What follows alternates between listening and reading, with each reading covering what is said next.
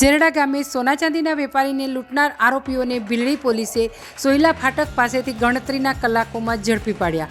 બનાસકાંઠાના ડીસા પંથકમાં વધુ એક વખત સોના ચાંદીના વેપારીની લૂંટનો મામલો સામે આવ્યો છે। ડીસાના ઝેરડા ગામે સોના ચાંદીના વેપાર સાથે સંકળાયેલ વિપુલભાઈ સોની સાથે હુમલા સહિત લૂંટની ઘટના સામે આવી છે। વિપુલભાઈ સોની ગઈકાલે રાત્રે ઝેરડા ખાતે આવેલી પોતાની સોના ચાંદીની દુકાન વધાવી દુકાનમાં રહેલી 3 લાખ શિલક સહિત સોના ચાંદીના દાગીના લઈ એક્ટિવા પર ઘરે જઈ રહ્યા હતા। તે સમયે રસ્તામાં બાઇક પર આવેલ 3 શખ્સોએ વેપારી વિપુલભાઈનું એક્ટિવા આંતરી બાઇક પરથી 2 શખ્સોએ છરો લઈને ઉતર્યા અને વિપુલભાઈના હાથ પર છરાના ઘા ઝીકી વિપુલભાઈ પાસે રહેલું રોકડ અને સોના ચાંદી રાખેલો થેલો ઝૂંટવી વિપુલભાઈના હાથે છરાના ઘા ઝીકી રફુચક્કર થઈ ગયા। જોકે વિપુલભાઈએ ઘટનાને લઈ બૂમાબૂમ કરતા ઘટના સ્થળે કોઈ પહોંચે તે પહેલાં તો લૂંટારા લૂંટ કરી રફુચક્કર થઈ ગયા।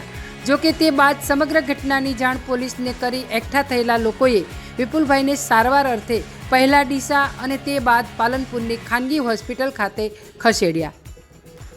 જોકે પોલીસને ઘટનાની જાણ થતાં પોલીસે મોડી રાતથી જ જિલ્લામાં અલગ અલગ વિસ્તારોમાં નાકાબંધી કરી લૂંટારુઓને ઝડપી પાડવા ચક્રો ગતિમાન કર્યા। જોકે તે દરમિયાન બનાસકાંઠાની ભીલડી પોલીસે નાકાબંધી દરમિયાન ભીલડીના સોયલા ફાટક નજીક નાકાબંધી દરમિયાન એક અલ્ટો કારને રોકાવી।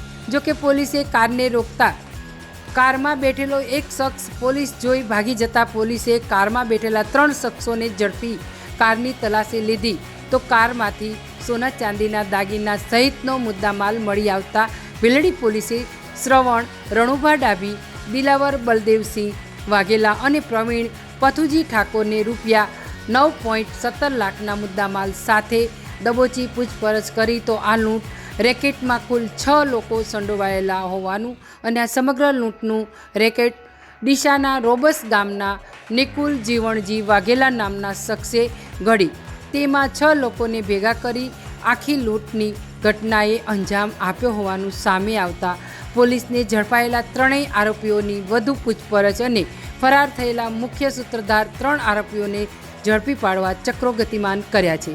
અહેવાલ નરેશ મોદી। ગઈકાલે સાંજે આશરે 7:30 થી 9 વાગ્યાની વચ્ચે ઝેરડા ગામમાં એક વિષ્ણુભાઈ સોની નામના ઈસમ જ્યારે પોતાના ઘરેણા લઈ અને જ્યારે ઘરે પરત થઈ રહ્યા હતા ત્યારે કેટલાક ઈસમો દ્વારા તેમની ઉપર હુમલો કરવામાં આવે છે। તેમને જમણા હાથ અને ડાબા હાથ બંનેમાં છરા દ્વારા ઈજા પહોંચાડી અને તેમની પાસે રહેલો થેલાને લૂંટી અને ત્યારબાદ નાસી છૂટવામાં આવે છે। આ વસ્તુની જાણ થતાં જ અમારા ડિસર્વરની ટીમ અને અમારી લોકલ ટીમ સમગ્ર બનાસકાંઠાની ટીમને એલર્ટ કરવામાં આવે છે અને ચારે તરફ જે છે નાકાબંધી કરવામાં આવે છે અને ક્યાં અજાણ્યા લૂંટારુઓ દ્વારા ઘટનાને અંજામ આપવામાં આવે છે તેના માટેની મહેનત સ્ટાર્ટ કરી દેવામાં આવે છે। રાત્રે આશરે 3:30 વાગે ભીલડી પોલીસ સ્ટેશનના માણસો વોચમાં હતા અને એ લોકો બી નાકાબંધી કરી અને તમામ વાહનોને ચેક કરી રહ્યા હતા। એ દરમિયાન ભીલડી પોલીસ સ્ટેશનના સોયલ નાળા પાસેની જગ્યામાં વ્હીકલ ચેકિંગ કરતી વખતે એક અલ્ટો ગાડી જેની અંદર 4 ઈસમો બેઠા હતા તેની પોલીસે તપાસ કરતા એ ઈસમો અચાનક જ બહાર કૂદે છે અને ભાગી જાય છે। એ વખતે પોલીસે એમની સાથે ચપાચપી કરી અને 3 ઈસમોને પકડી પાડે છે। એક ઈસમ ભાગી જાય છે જેને બી હાલમાં પોલીસ દ્વારા જે છે પકડી લેવામાં આવ્યું છે। આમ કુલ કરીને પોલીસ દ્વારા હાલની અંદર જે છે 4 આરોપીને પકડી પાડવામાં આવેલ છે। જે આરોપીને પકડી પાડવામાં આવેલ છે તેનું નામ છે શ્રવણજી રણુભા ડાભી રહે સિહોરી, દિલાવરસિંહ બળદેવસિંહ વાઘેલા રહે આંગણવાડા, પ્રવીણજી પથુજી ઠાકોર રહે અગાર અને એક નિકુલસિંહ કરીને વ્યક્તિ છે। આ 4 આરોપીને પોલીસ દ્વારા પકડી પાડવામાં આવેલા છે અને સોના ચાંદી અને સાથે સાથે જે રોકડ પૈસા છે તે મળી અને કુલ 9,17,400 રૂપિયાના મુદ્દામાલને બનાસકાંઠાની પોલીસ ખાસ કરીને અમારા ભીલડી પોલીસ સ્ટેશનના પીએસઆઈ કે દેસાઈ અને ડિસર્વરના પીઆઈ અમિત દેસાઈ અને એલસીબીની ટીમ દ્વારા ગણતરીના કલાકોમાં જ આ 4 આરોપીને પકડી પાડવામાં આવે છે।